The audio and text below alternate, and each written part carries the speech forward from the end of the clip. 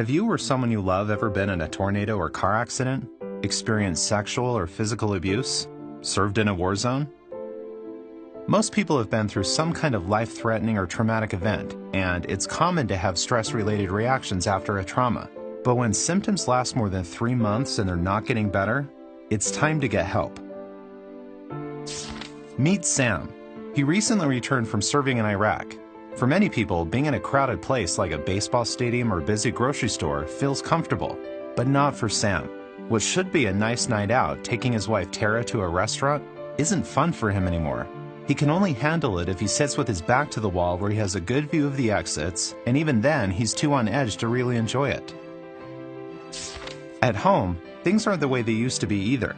His sleep is restless at best, and some nights Tara isn't sure if Sam comes to bed at all. Sam seems to have a short fuse these days, and sometimes he snaps at Tara over tiny misunderstandings. What he and Tara never talk about is the trauma he experienced when he was deployed. He's never mentioned the guilt, the weight he carries around, wishing he could have done more to prevent what happened. Instead, he's turned inward, pulling away from family and friends.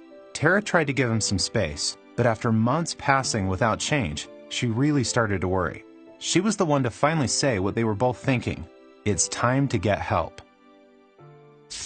That's when Sam finally decided to take action. He reached out to a doctor who told him about PTSD, or post-traumatic stress disorder. Sam's symptoms were getting in the way of enjoying his life.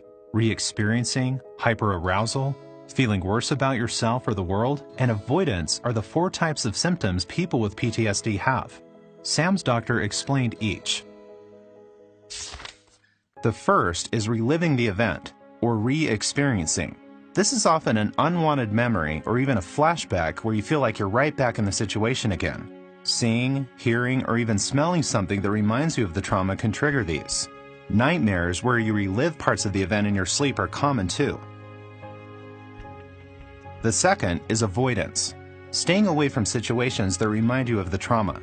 That's why Sam tries to avoid thinking about painful memories altogether.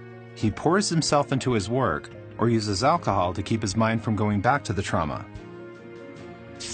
The third is feeling worse about yourself or the world since the trauma. You might feel overwhelming guilt, like Sam, or not trust anyone. You just might not be able to feel happy, even when you are around people you love. The fourth type of symptom is sudden rushes of anger, irritability, feeling jittery, always on alert, always on the lookout for danger. This is called hyperarousal, and loud noises or a driver cutting in front of you can be all it takes to set you off. If you recognize any of these symptoms of PTSD in yourself or someone you love, don't wait. See your doctor to find out if it could be PTSD. Just like Sam and Tara found, there is hope.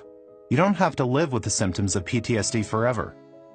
Effective treatments are available.